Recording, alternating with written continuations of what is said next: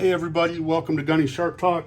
Gunny here. I'm just going to do a quick short video explaining how I sharpened this particular knife.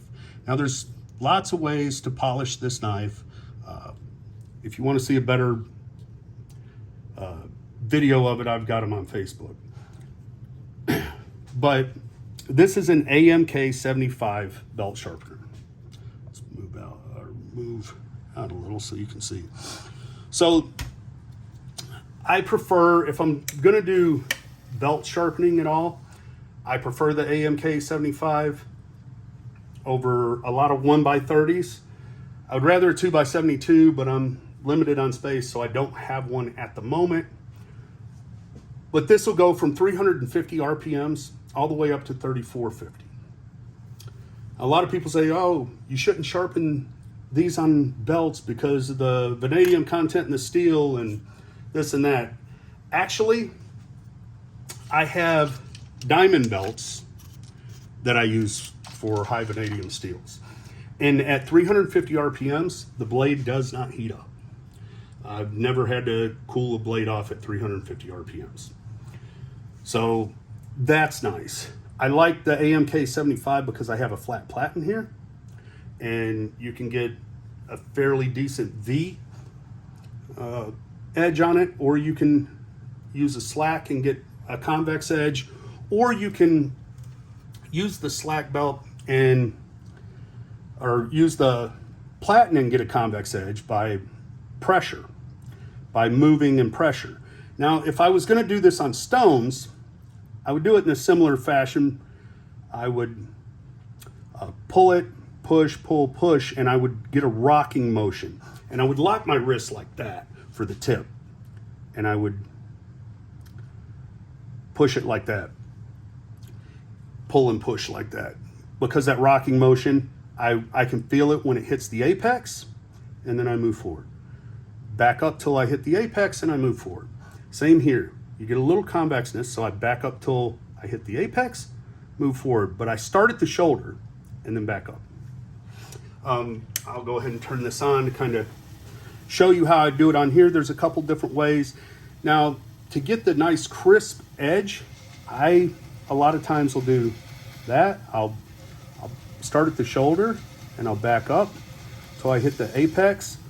If I'm hitting just the apex, you'll see me move it like that. And there's kind of a rocking because I'm following the angle of the blade. Now right here, you have a slack belt. The slack belt's nice because, let's see if you can, let's zoom in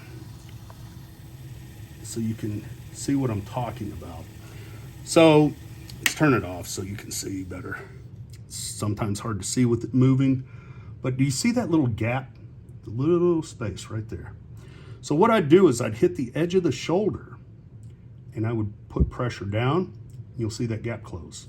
So then what happens is you can hear the difference once you hit the apex.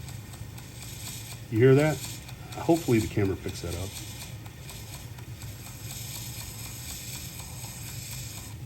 So there's a little bit of a sound difference. Not that big going that slow, but there is one. So you start at the shoulder, press down, and you hit the apex. Same thing here, because this is also coming from CRK, has a little convexness to it. You want to keep that. It's easier to do on here. Hit the shoulder, put a little pressure, and you get the whole bevel. I would suggest if somebody's using this to still use a Sharpie, or like I said, you can use the clamp and guide rod if you're not a freehand sharpener. And it has an angle guide. I don't know if I mentioned that, but the angle guide will help you keep your angle. I have no idea what angle this is. It's whatever came from the factory. I'm gonna guess 22, 23 maybe.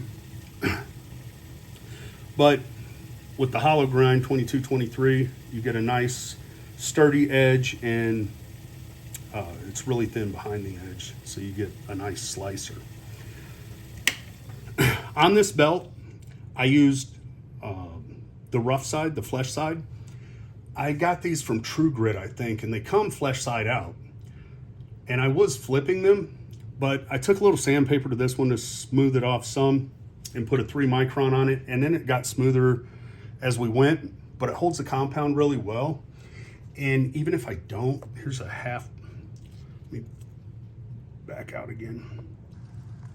Here's a half micron on the flesh side, and you get a good polish. With the fleshier it is, like that half micron, you got to be a little more careful because of the pieces of leather hanging out or being out further. It's easier to round off your apex. But I really like this setup. With the diamond belts, 350 RPM, you can go higher RPM on the leather, but even on the leather, you go up to 3450, you can still heat that blade up. So I don't suggest usually going past maybe 1900 if you want to keep the blade cool. You don't want to be dipping it in water and then putting it on the leather belt, but that will give you a complete scratch-free polish. It takes some getting used to, so like I said, nothing wrong with putting a Sharpie on it to make sure you're hitting your angles right. Practice on some cheaper knives or use the angle guide.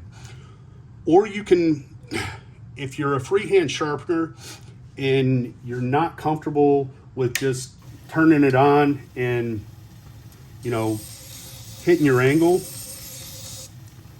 without having a guide, you can put it on here, and that's no different than setting it on a stone and finding your angle. Find your angle, and then now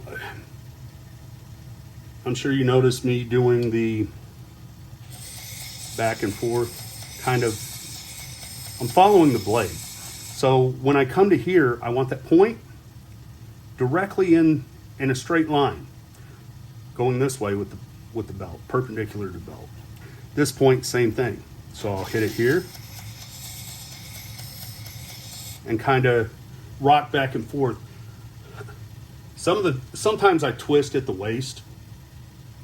That way I can keep everything locked, and I can just twist at the waist and everything's in a nice alignment, and I don't have to worry about losing my angle. And you can set it here, or like I said, you can set it here. And when it's here, you can see if you look down over the top, but if you can't, you can hear it. Hopefully the camera will pick this up, but once you push down, you hit the apex, you get a different sound. Anyways, if you have questions, drop them down below. I know this isn't a super detailed video. It just gives you some general ideas of how I do this. There are many, many ways to get the same results. Find what works for you that's repeatable and use that. But this is one way of doing it. This is how I did this particular knife. So this is the one I did the video on, because that's how I sharpened this one. It was on diamond belts and using leather strops on here. I finished it off, excuse me, hand stropping, because I take it down to a 0.025 or 0.008. I'll go straight. On here, I can skip a lot larger margin. So I'll go from the 3 micron to a 0.5. And then I'll go to the hand strops, and I'll go from a 0.5 to a 0.025, and then a 0.008. And going to those really, really brings out the polish and clarity of that mirror. You're not removing any visible scratches, but you are removing microscopic scratches that you can't see. So it makes the way the light reflects off that bevel just so much better, so much clearer. I mean, you could see, you know, if it was big enough, you could see the pores in your skin. It's that clear. Anyways, thanks for watching. Like, subscribe, all that good stuff. Again, drop some questions down below, or better yet, if you want a more detailed answer, hit me up on Facebook Messenger, Scott Gunn. You can find me on there. I answer everybody. Some weeks I'm a little slower than others, but I do try to get to everybody, usually before the end of the day. Because if I don't, then messages pile up on me. If I ever don't answer you, then you got buried, even if it says I read it, because I work off my phone a lot. And sometimes I will flip a message up out of my way because it'll pop up while I'm typing something, and it'll show that I read it and I never seen it. So my intention is never to ignore anybody. If you don't hear back from me, then you got buried. Just ask me again, or say, hey, just hitting you up to remind you, or whatever. But I will get back to you. Anyways, thanks again. Love all you guys. I appreciate each and every one of you. I do these videos for you. I hope they help.